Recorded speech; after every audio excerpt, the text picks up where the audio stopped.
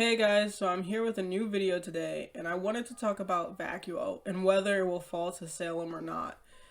Before I get into my answer of whether it will fall or not, I wanted to say that I don't know if we will actually see Vacuo in Volume 9. Rooster Teeth did say that Volume 9 is going to be their shortest volume, and therefore I don't think they're going to waste any time going back and forth from Vacuo to the island, back to Vacuo. I think they're going to just want to stay on the island, focusing on Team RWBY, Neo, and Jean, and seeing how they get out. I don't think we will see Vacuo that much. If we do, it'll be towards the end of Volume 9, but it'll definitely be more of a focus, possibly in Volume 10. So, is Vacuo going to lose against Salem? My answer is yes.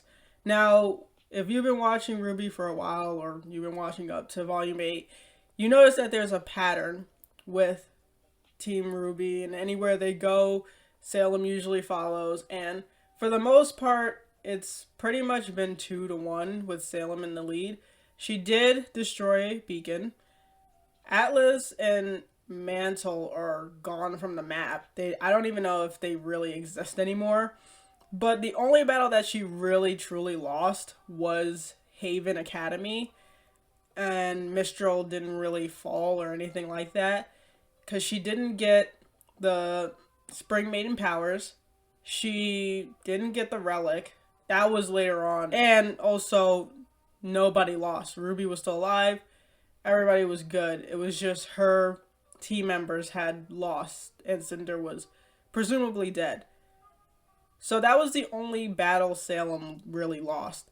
You could maybe say Beacon because she didn't get the relic either there, but she kind of won because Ozpin did end up dying, and that was kind of her main goal. That and to get the Fall Maiden powers, which Cinder did do. So, for the most part, Salem has won, and I don't think it'll be a surprise if she wins in Vacuo. Why do I feel like Vacuo is going to lose? Well, one is the Grim. The Grim are a lot more bigger, more powerful, more aggressive, and because they're in the desert and there's a lot of division because there's just constantly a bunch of sand blowing in people's faces and it's constantly really hot, you're going to get a lot of emotions, so they tend to come in more often than in the other areas of Remnant. So they have crazy Grims. Like, they had like a 3-headed giraffe, a big blind worm, a jackalope or something like that, where it's a huge rabbit. They have crazy types of Grims, and we've seen it a little bit in Volume 8 towards the end when I want to say Ren, Nora, Emerald, Oscar, when they crossed the bridge or they went into the portal that got them to Vacuo, we saw what they were fighting with, which in the show, it was scorpions and birds. I forgot exactly what Grim were there, but there were a lot because people were panicking and they were like, what's going on? So the Grim are a lot more aggressive in Vacuo because there's more aggression, there's more feeling, more division in Vacuo. So then, another thing, which kind of goes along with the Grim, are the people. The people are not friendly to outsiders.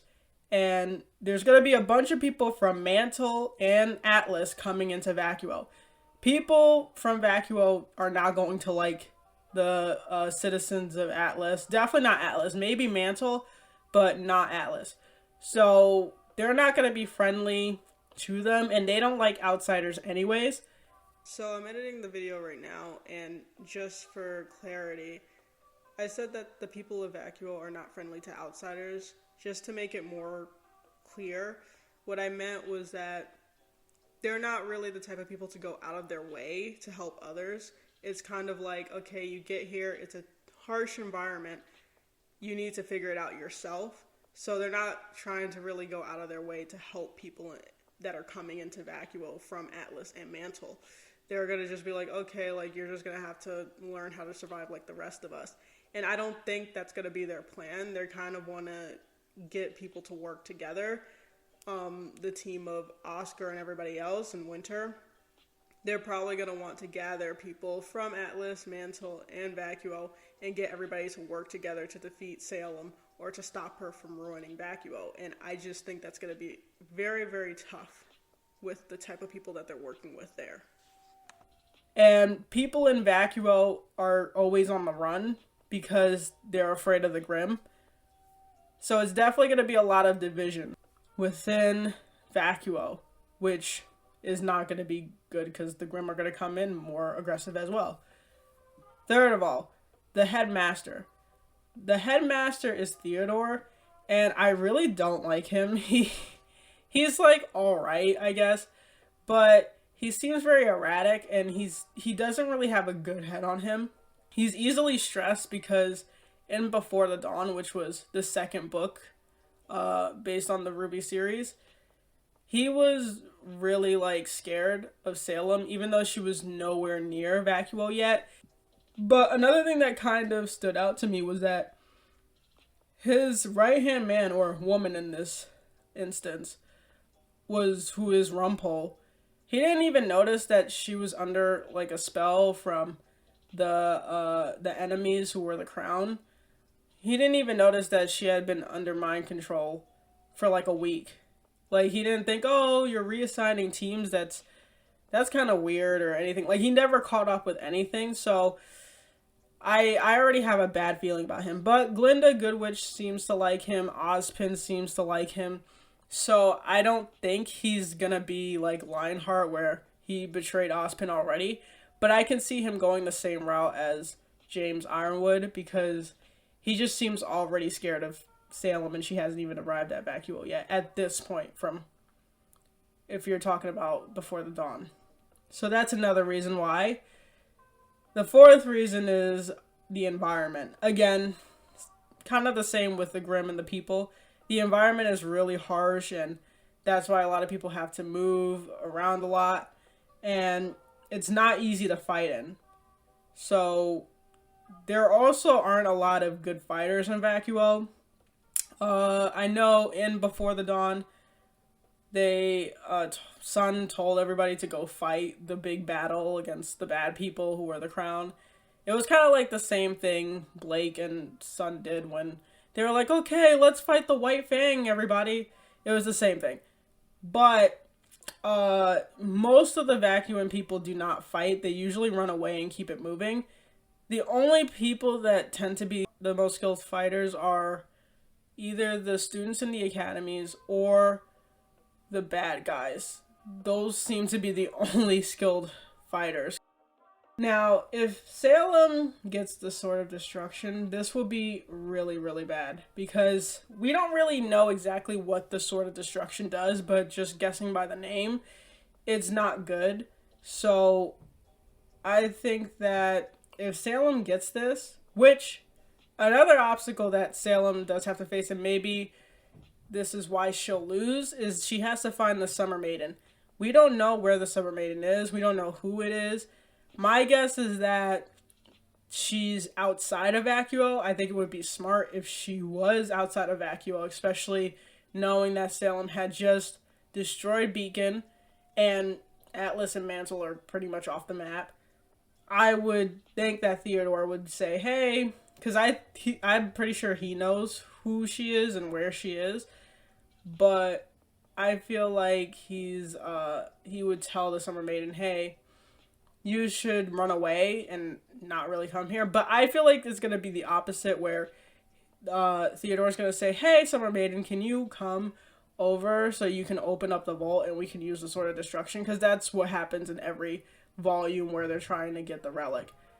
Some idiot headmaster is like, hey, we really need the relic right now, so let's just bring the maiden here while Salem is here, put her in a totally vulnerable spot so that Cinder can attack her and steal her power so that we can get the relic.